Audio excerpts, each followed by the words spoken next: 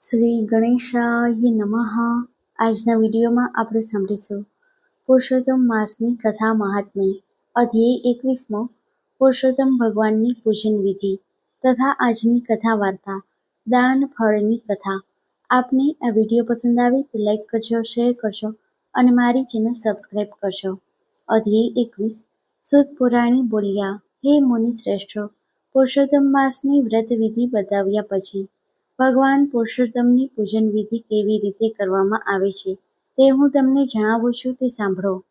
ધાતુની મૂર્તિને અગ્નિમાં તપાવ્યા પછી તેને બીજ મંત્રોથી પ્રાણ પ્રતિષ્ઠા કરવી. તેમ કરવાથી જ તે મૂર્તિમાં દેવતા દાખલ થાય છે. પછી પુરુષોત્તમ ભગવાનનું ષોડશોપચાર વડે પૂજન કરવું.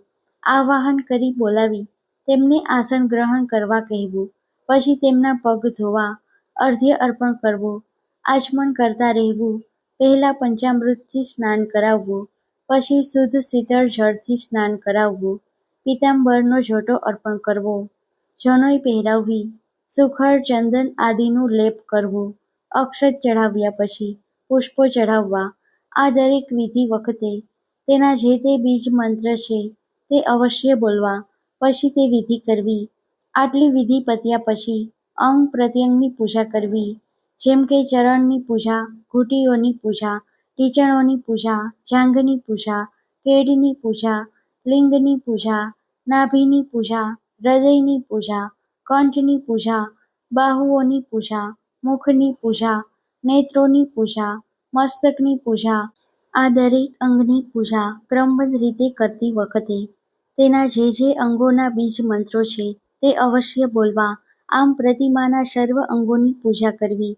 આટલું કાર્ય થયા પછી સુગંધી ધૂપ અર્પણ કરવો, હોમ કરવો, નૈવેદ્ય ધરવું, જળપાન કરાવવું, શ્રીફળ ધરવું, સોપારી કપૂરથી યુક્ત નાગરવેલનું પાન ધરવું, દાન ધરવું. પછી આરતી ઉતારવી, પ્રદક્ષિણા કરવી, પુષ્પાંજલિ અર્પણ કરવી, છેલ્લે નમસ્કાર કરવા. આ બધી વિધિ માટે જે તે બીજ મંત્રનો ઉપયોગ કરવો. હે દેવોના દેવ, મેં જે પૂજન કર્યું છે તેમાં કોઈ દોષ રહી ગયો હોય તો ક્ષમા કરી આ પૂજનને સંપૂર્ણ સ્વીકારી લેજો.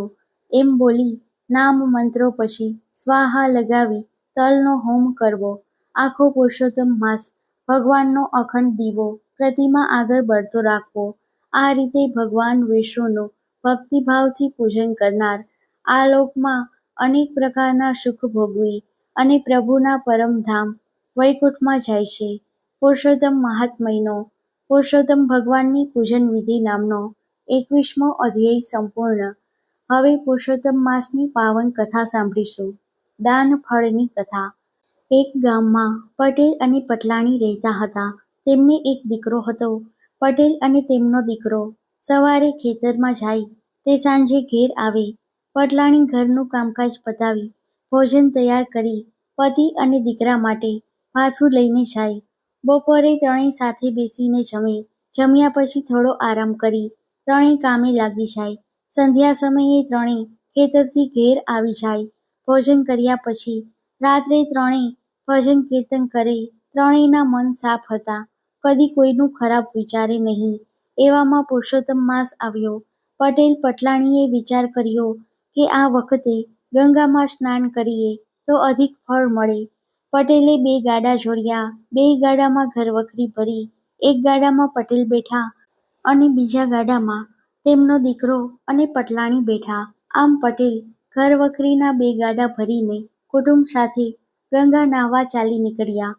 ત્રણેય ભગવાનનું સ્મરણ કરતા જાય અને રસ્તો કાપતા જાય. આમ અડધે રસ્તે આવ્યા. બપોરનો સમય થયો. કકડીને ભૂખ લાગી હતી, તેથી તેમને એક ઝાડ નીચે ગાડા છોડી હાથ પગ ધોઈ જમવા બેઠા. આ બાજુ પુરુષોત્તમ ભગવાનને પોતાના ભક્તનું પારખું લેવાની ઈચ્છા થઈ. તેઓ સંન્યાસીનું રૂપ લઈ જ્યાં પટેલ કુટુંબ જમતું હતું ત્યાં આવ્યા. સંન્યાસીને આવેલા જોઈ પટેલ કુટુંબે તેમને નમસ્કાર કર્યા અને પ્રસાદ લેવા વિનંતી કરી. ત્યારે સંન્યાસી બોલ્યા, મને જરા પણ ભૂખ નથી. મારે ગંગા સ્નાન કરવા જવું છે. જો તું મને 2 ગાડામાંથી એક ગાડું આપે તો હું તેમાં બેસીને ઝટ ગંગાજીએ પહોંચી જાઉં. પટેલ તો જરાય વિચાર કરવા ન રોકાયા. ગાડામાંથી ઘરવખરી પણ ન ઉતારી. સીધી બળદની રાસ સંન્યાસીના હાથમાં આપી દીધી. સંન્યાસી ગાડામાં બેસી ધીમે ધીમે આગળ જવા લાગ્યા. જોત જોતામાં એ ગાડું અદૃશ્ય થઈ ગયું. પટેલે સંન્યાસીને ગાડું આપી દીધું. એનાથી પટલાણી અને પુત્રને જરા પણ દુઃખ ન થયું. તેઓ બંને પટેલને કહેવા લાગ્યા, ગંગા નદી હજી ઘણી દૂર છે, ચાલીને ત્યાં પહોંચાશે નહીં, માટે આ ગાડામાં બેસી જાઓ. પણ પટેલે ના પાડી ને કહ્યું, તમે ગાડું લઈને આગળ વધો, હું તમારી પાછળ આવું છું. મા દીકરો ગાડું લઈને આગળ વધ્યા. પટેલ ગાડા પાછળ ચાલ્યા આવે છે. ચાલતા ચાલતા પટેલ પ્રભુના ગુણગાન ગાવામાં રસ્તો ભૂલી ગયા. પટેલ ભૂલા પડ્યા અને જઈ ચડ્યા અઘોર વનમાં. ત્યાં નથી પાણી કે નથી ફળ ફળાદી, તોય પટેલ હિંમત હાર્યા વગર ચાલતા જ રહ્યા. આમ તે 3 દિવસ સુધી ભૂખ્યા અને તરસ્યા ચાલતા રહ્યા. હવે તેમનામાં ચાલવાની શક્તિ રહી નહીં. ત્યારે પટેલ એક ઝાડ નીચે થાક ખાવા બેઠા. ત્યાં તો ઘનાક કરતું એક મોટું ફળ તેમની પાસે પડ્યું. પટેલ ફળને હાથમાં લઈને જોવા લાગ્યા. ભૂખ ઘણી લાગી હતી, પણ અજાણ્યું ફળ ખવાય નહીં. પટેલ થોડોક થાક ખાઈ ઊભા થયા. ફળ પોતાની સાથે લીધું અને વિચાર કર્યો કે રસ્તામાં કોઈ મળશે તો પૂછી લઈશ, ખવાતું હશે તો ખાઈશ, નહીં તો ફેંકી દઈશ. તે થોડું આગળ ચાલ્યા કે એક જીર્ણ શિવાલય તેમણે જોયું. તે શિવાલયમાં દાખલ થયા. ત્યાં બેઠા 3 દિવસ ભૂખ્યા તરસ્યા શિવજીને યાદ કરતા હતા. ત્યારે શિવજીને પટેલ ઉપર દયા આવી. તેઓ પ્રગટ થયા. પટેલ શિવજીના ચરણમાં ઢળી પડ્યા. શિવજીએ પ્રસન્ન થઈ તેને કંઈ માંગવા કહ્યું. ત્યારે પટેલે જણાવ્યું, હે ભોળાનાથ, હું 6 દિવસથી ભૂખ્યો તરસ્યો છું. તમે હા પાડો તો આ ફળ ખાઉં. શિવજી બોલ્યા, આ ફળ વિશે હું કંઈ જાણતો નથી. ચાલો આપણે વૈકુંઠમાં જઈ ભગવાન પુરુષોત્તમને પૂછીએ. શિવજીની ઈચ્છા પટેલને વૈકુંઠના દર્શન કરાવવાની હતી. શિવજી પટેલને લઈને વૈકુંઠમાં આવ્યા. ભગવાન પુરુષોત્તમના દર્શન કરતા જ પટેલ એકદમ તેમના ચરણોમાં ઢળી પડ્યા અને પૂછવા લાગ્યા, પ્રભુ, આ ફળ ખાવું કે ન ખાવું? પટેલના ભોળપણ ઉપર ભગવાન હસી પડ્યા. તેઓ બોલ્યા, હે ભક્ત, આ દાનફળ છે. મહાપુણ્યશાળીને જ આ ફળ પ્રાપ્ત થાય છે. તું તારે મજેથી ખા. પટેલે ફળ ખાધું. ફળ ખાતા જ 32 કોઠે દીવા થયા. ત્યાં જ પટેલની નજર પોતાના ગાડા ઉપર પડી. પાસે બીજું ગાડું પડ્યું હતું. તેમાં પટલાણી અને તેમનો દીકરો બેઠા હતા. પટેલે પ્રભુ સામે જોયું ત્યારે ભગવાન બોલ્યા, હે ભક્ત, તે જરાય ખચવાટ વગર ગાડું આપી દીધું. તેના પુણ્ય ફળરૂપ તને અને તારા પરિવારને વૈકુંઠ દર્શનનો લાભ મળ્યો.